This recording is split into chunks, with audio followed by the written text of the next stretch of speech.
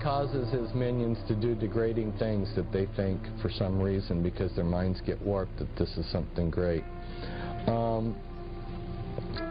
The Bush family is related. It's one of those families that's related back to British royalty. And Bush was head of the CIA.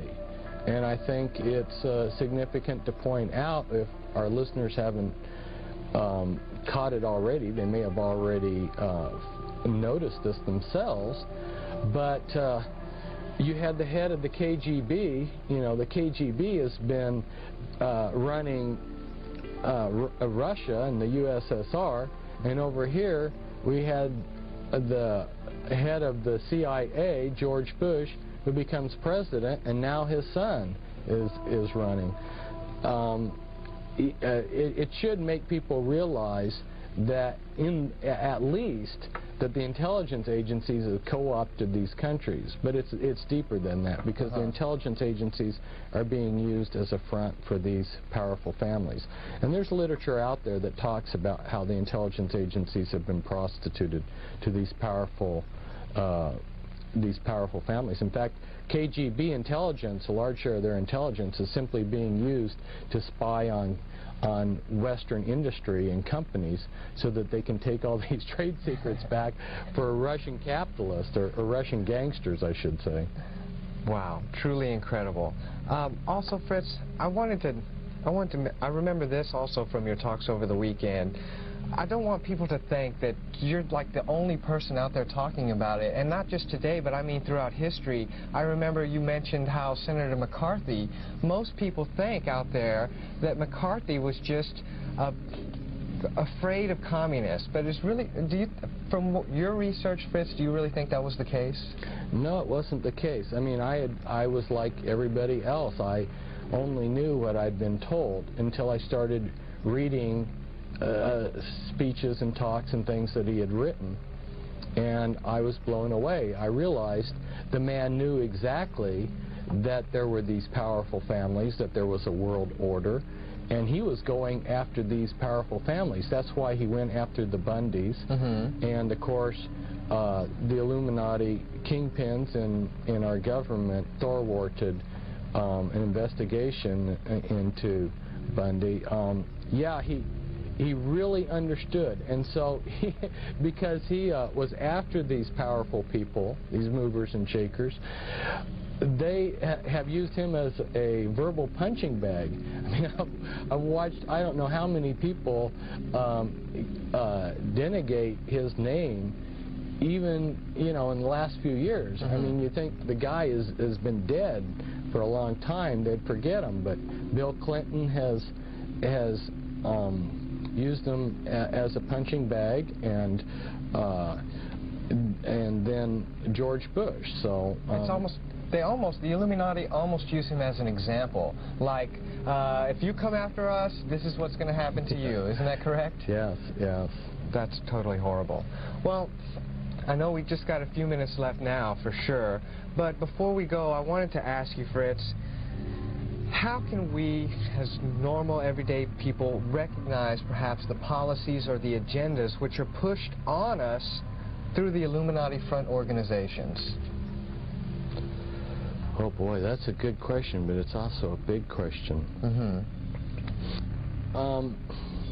Well, you will see that there are certain things that are politically correct, and you will also notice that the world is going towards central control.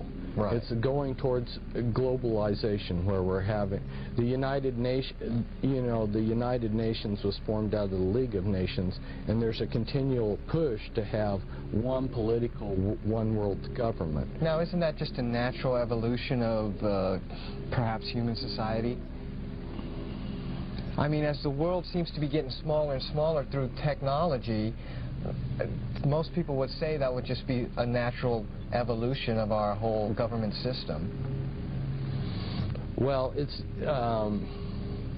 definitely being pushed, and whether one wants to believe that's a natural outgrowth of improved communication and transportation, that's up to the individual, but it is definitely being pushed.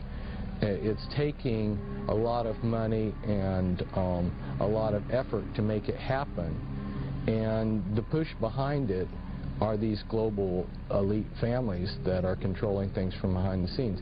So not only do we have political globalization, but we have economic globalization and we have religious globalization.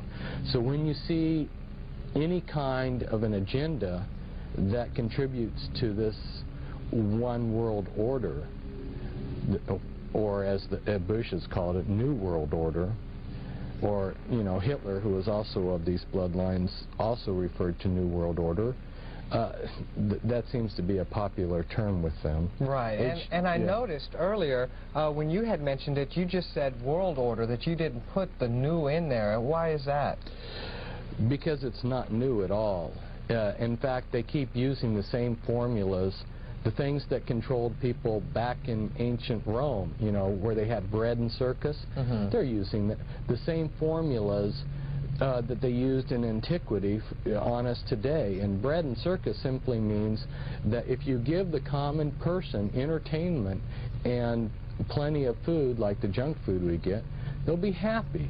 And most people, as long as they have their beer and their football game, are happy. Unfortunately, that is true.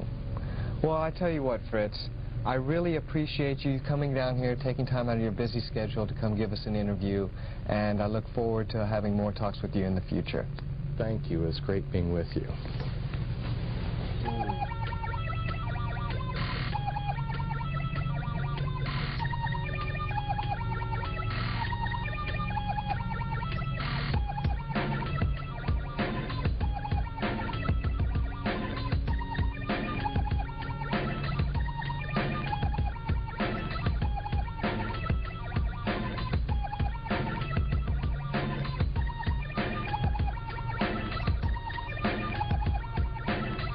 And you get then are prepared for the New World Order. They've been preparing people for many years, and it's almost here. It's almost here.